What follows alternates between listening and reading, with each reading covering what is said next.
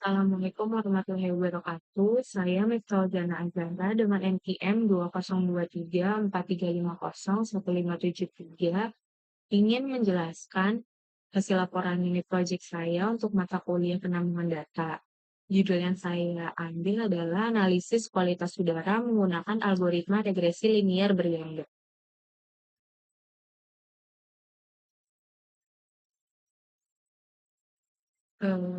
Pada bab 1, deskripsi masalah dan tujuan proyek, latar belakang kenapa saya mengambil data ini adalah karena kualitas udara merupakan salah satu isu lingkungan yang penting untuk dipantau, karena berdampak langsung terhadap kesehatan masyarakat. Berbagai polutan seperti karbon monoksida, nitrogen dioksida, dan senyawa organik seperti benzin perlu dipantau secara berkala untuk mengetahui tingkat tingkat pencemaran udara di suatu wilayah. Kemudian pada bab 2, pengumpulan dan deskripsi data. Sumber data yang digunakan adalah air quality database yang tersedia secara publik di UCI Machine Learning Repository. Ini adalah karakteristik datasetnya. Total datanya ada 9.357 baris dan 16 kolom. Pada bab 3, eksplorasi dan pemrosesan data. Berdasarkan proses eksplorasi awal, ditemukan beberapa anomali yang merupakan karakteristik umum dari rekaman data sensor di lapangan. Anomali pertama yang teridentifikasi adalah adanya penumpukan baris dan kolom yang sepenuhnya bernilai kosong atau nol. Pada bagian akhir berkas data, selain itu ditemukan anomali utama berupa nilai observasi sebesar minus 200 yang tersebar di berbagai kolom fitur pengukuran. Berdasarkan metadata resmi dari dokumentasi UCI Machine Learning Repository, nilai min 200 ini bukanlah angka pengukuran metrik polusi yang nyata, melainkan sebuah penanda atau flag sistem yang digunakan untuk merepresentasikan data hilang atau missing value. Pada pemrosesan data atau data preparation, dilakukan beberapa tahapan pembersih dan transformasi untuk memastikan data memenuhi asumsi model. Yang pertama adalah seluruh baris dan kolom yang sepenuhnya kosong dihapus. Nilai anomali min 200 dikonversi menjadi format none atau kosong. Selanjutnya dilakukan proses imputasi dengan mengisi nilai none tersebut menggunakan nilai rata-rata atau min dari masing-masing fitur. Yang kedua, fitur waktu serta variabel target gas lainnya dihapus karena penelitian ini berfokus pada prediksi gas karbon monoksida. Ketiga, observasi yang memiliki nilai ekstrim pada pembacaan sensor dapat membiaskan garis regresi. Oleh karena itu, diterapkan pemotongan data menggunakan metode kuantil dengan batas 0,99. Data observasi yang nilainya melebihi persentil ke-99 dibuang dari himpunan data. Yang terakhir, memeriksa menggunakan grafik pair plot menunjukkan perlunya penyesuaian agar hubungan antar variabel lebih linear. Transformasi logaritmik diterapkan pada variabel dependent untuk menstabilkan varian dan memastikan distribusi normal. Setelah melalui seluruh proses pemrosesan di atas, jumlah instalasi data yang siap digunakan untuk pemodelan adalah sebanyak 9.263 baris. Kemudian ada pemodelan regresi linier berganda. Dataset yang telah bersih dipartisi menjadi dua bagian, yaitu 80% sebagai data latih dan 20% sebagai data uji. Pembagian ini menggunakan nilai random state sebesar 42 untuk memastikan hasil yang konsisten. Kemudian ada evaluasi model.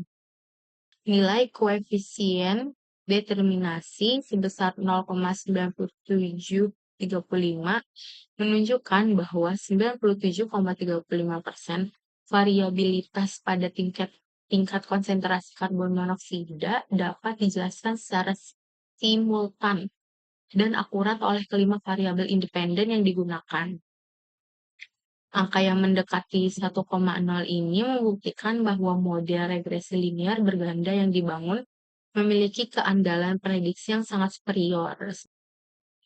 Pada bab 4, penerapan metode data mining. Kenapa saya memilih metode ini?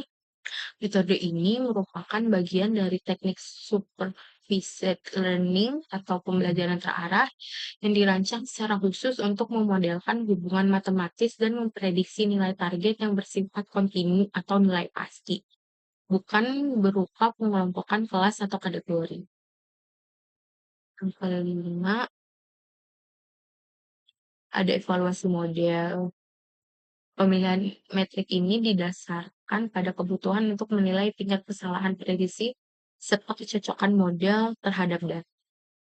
Yang pertama ada mean absolute error atau MAE. Metrik ini digunakan untuk menghitung rata-rata selisih absolut nilai prediksi model dengan nilai aktual. Yang kedua ada root mean squared error atau RMSE. Metrik ini menghitung akar kuadrat dari rata-rata kuadrat error. Yang ketiga ada R-squared score. Metrik ini atau dikenal sebagai koefisien determinasi digunakan untuk mengukur seberapa besar proporsi varians dari variabel dependen yang dapat dijelaskan oleh variabel independen dalam model. Hasil evaluasinya, MAE itu 0,8751, RMSE adalah 1,2357, dan R-squared adalah 0,9735. Di bab 6, visualisasi dan interpretasi hasil. Yang pertama ada distribusi polutan utama. Distribusi konsentrasi ditunjukkan pada gambar berikut. Ketiganya menunjukkan pola distribusi condong ke kanan atau right squared, yang berarti sebagian besar waktu kadar polutan berada pada level rendah hingga menengah. Namun, terdapat momen-momen tertentu dengan kadar polutan yang cukup tinggi.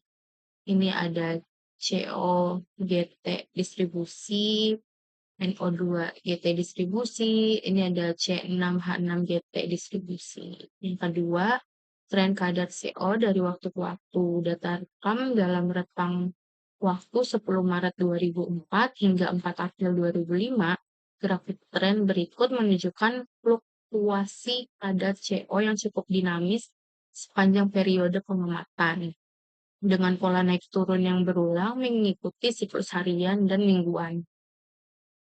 Yang ketiga, pola polutan berdasarkan jam. Rata-rata kadar CO, N02 dan benzin per jam menunjukkan pola yang konsisten dengan aktivitas manusia sehari-hari. Kadar CO tertinggi rata-rata terjadi pada pukul 7 yang bertepatan dengan jam sibuk sore hari. Sedangkan kadar terendah terjadi pada dini hari pukul 5 saat aktivitas lalu lintas minim. Ini dia tinggi di jam 19. Kemudian ada hubungan suhu dan kelembapan dengan CO.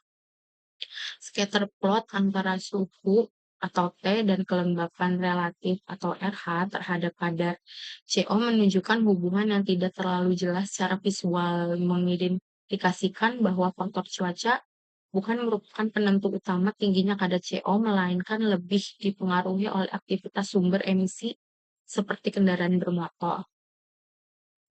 Selanjutnya ada korelasi antar variabel.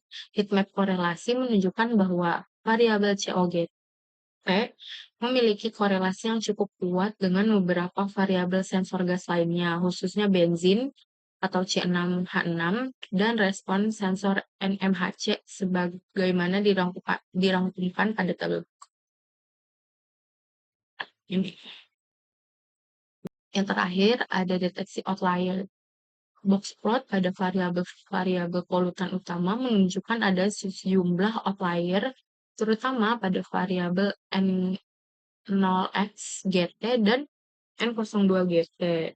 Outlier ini kemungkinan berasal dari kondisi tertentu seperti kemacetan lalu lintas yang parah, cuaca ekstrim, atau gangguan pembacaan sensor. Kesimpulan dan saran. Pada kesimpulan, yang pertama, metode regresi linear berganda terbukti sangat efektif dan tepat untuk memprediksi tingkat konsentrasi gas karbon monoksida. Model ini mencapai tingkat akurasi sebesar 97,35% yang menunjukkan bahwa algoritma mampu menangkap pola hubungan antara data sensor dengan polutan udara secara sangat akurat. Yang kedua, tahapan pemrosesan data memainkan peran krusial dalam keberhasilan model. Keputusan untuk mengonversi nilai anomali sensor menjadi nilai rata-rata serta pembersihan outlier pada persentil 0,99 telah berhasil meminimalisir bias dan meningkatkan kualitas prediksi secara signifikan. Yang terakhir, melalui analisis visual terhadap distribusi prediksi dan residu, terbukti bahwa model tidak hanya akurat secara matematis, tapi juga memenuhi asumsi statistik homoskedastisitas yang menunjukkan bahwa model bersifat stabil dan konsisten. Terakhir, saran pengembangannya yang pertama meningkatkan dinamika polusi udara yang kompleks disarankan untuk mencoba algoritma machine learning nonlinear seperti random forest regressor atau gradient boosting untuk melihat apakah akurasi dapat ditingkatkan melalui capaian saat ini. Yang kedua, penelitian ke depan dapat melibatkan data meteorologi yang lebih luas, seperti kecepatan angin dan curah hujan, serta data aktivitas perkotaan seperti kepadatan lalu lintas sebagai fitur tambahan untuk memperkaya bobot model dalam menjelaskan penyebab fluktuasi polutan. Yang terakhir, meningkatkan data yang digunakan bersifat temporal atau time series. Pengembangan model ke depan dapat diarahkan pada penggunaan algoritma berbasis deep learning seperti long short-term memory untuk memprediksi tren kualitas udara secara berkala, harian atau mingguan yang lebih akurat. Sekian dari penjelasan saya. Wassalamualaikum warahmatullahi wabarakatuh.